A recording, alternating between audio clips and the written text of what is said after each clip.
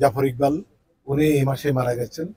১৯০০ অন্যান্য শিল্পীদের জন্য আমরা একটা ব্যবস্থা করেছিলাম, দোয়া খায়ের করেছি, কোরআন খতম দিয়েছি।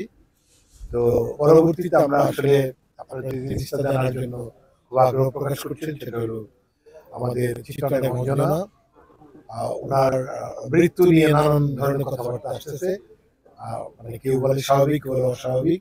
এই জন্য আমরা আসলে, আমার ডান পাশে আছে মণি, যিনি চিত্রনায়িকা অঞ্জনার ছেলে হিসেবে আমরা জানি, আপনারা জানেন।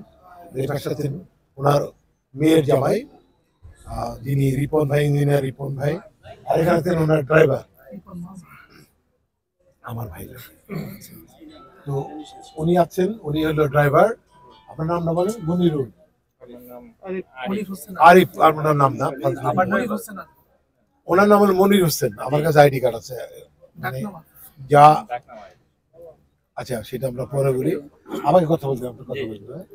তো উনি ওই বাড়িতে ড্রাইভিং করে, ওনার গাড়ি নাই লাস্ট 5 ইয়ার্স, গাড়ি ছাড়া ড্রাইভিং করে। অনেক টাকা নাকি উনি পায়, 5 লাখ টাকা। তো নানান রকম প্রবলেম আমরা দেখতে পাচ্ছি। আর ওনার বড় বোন, ছোট বোন ছিলেন রঞ্জনা, উনি দিদি বলে গেছেন যে উনি সহসায় পুলিশের মামলায় উনি দিতে চাচ্ছেন না। আগে আমরা যদি নিজেরাই একটা সমাধান করতে পারি, সেটা উনি আবেদন করে গেছেন চলচ্চিত্র শিল্পী সমিতির কাছে। আমার সম্মানিত প্রেসিডেন্ট আমাকে দায়িত্ব দিয়েছেন, এই বিষয়টা আগে দিয়ে দায়িত্ব দিয়েছেন, আজকেও দিয়েছেন, এটা একটা ছায়া তদন্ত করার জন্য।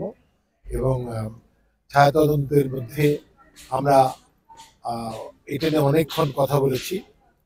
অনেক আমাদের কাছে অনেক বিচ্ছিন্ন রকম ঘটনা চলে আসছে, অনেকে অনেক ইন্টারভিউ করেছে বিষয়টা নিয়ে, অনেক ইউটিউব অনেক রকম নিউজ ছেড়েছে।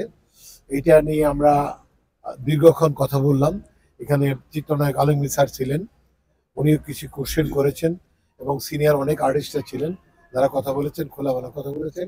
তো আমরা মূলত জানতে চাচ্ছি যে আসলে সমস্যাটা কোথায়। পুলিশ হয়তো আইনগতভাবে তাদের আদালতে দেবে, অনেক কিছু হয়তো আমরা জানতেও পারবো না। জানার জন্য আমরা আসলে বিষয়টা, আমরা রিপন ভাই, যিনি ওনার মেয়ের জামাই, ওনার আমরা সবাই জানি ওনার কোনো কন্যা সন্তান নেই বা পুত্র সন্তান নেই, দুটোই আসলে পালক মেয়ের জামাই।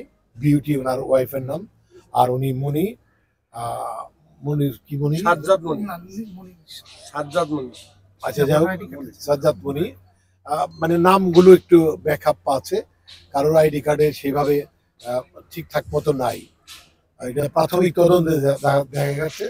এটা তো আমরা মূলত জানতে চাই যে ওনার যে টাকা পয়সা, মূল যেটা গন্ডগোল, যেখান থেকে অশান্তি সৃষ্টি হয়েছে বলে মনে করা যাচ্ছে, এবং উনি অ্যাকুরেট ট্রিটমেন্ট পায় না, এটা জানা যাচ্ছে। এটা আসলে সবকিছু জানতে পারবো, পুরোপুরি আমি আমাদের ক্লিয়ার করতে পারবো। আমরা 3 দিন সময় নিয়ে সময়টা দিয়েছি ওনাকে, এই রিপন সাহেবকে, ইঞ্জিনিয়ার রিপন সাহেবকে।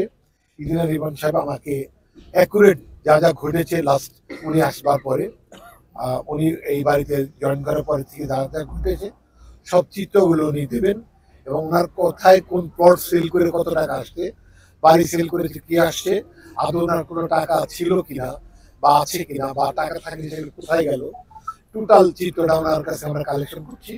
তারপর আমরা ন্যায্য বিচার আমরা করতে পারবো বলে আমরা বিশ্বাস করি। এবার আপনাদের কোনো কোশ্চেন থাকলে আপনারা করতে পারবেন।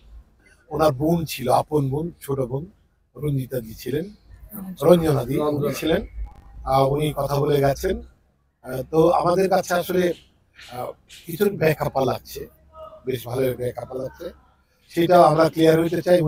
ওনাদের কথা আবার ওনারা নির্দোষ দাবি করছেন। নির্দোষ দাবি করার কারণে 3 দিন সময় দিয়েছি, যেখানে ওনারা ওনাদের পক্ষে কাগজপত্র, ডকুমেন্ট এবং সবকিছু আমাদের দেবেন। কি নির্দোষ মানে দাবি করছেন? মানে ওনার দায়িত্ব, আমরা যেমন, আপনারা যেমন কোশ্চেন করবেন, যেটা হলো যে উনি 4 দিন কেন বাড়িতে পড়ে থাকলো, ওনার ট্রিটমেন্ট হলো না কেন, উনি স্ট্রোকের পেশেন্ট হয়ে ওনার বাথরুম কেন উনি বেডে করতে হইলো, এবং কোনো ভালো ট্রিটমেন্ট পাওয়া গেল না কেন। উনি বললো 4 দিন না 3 দিন, মুনি সাহেব বললেন 3 দিন।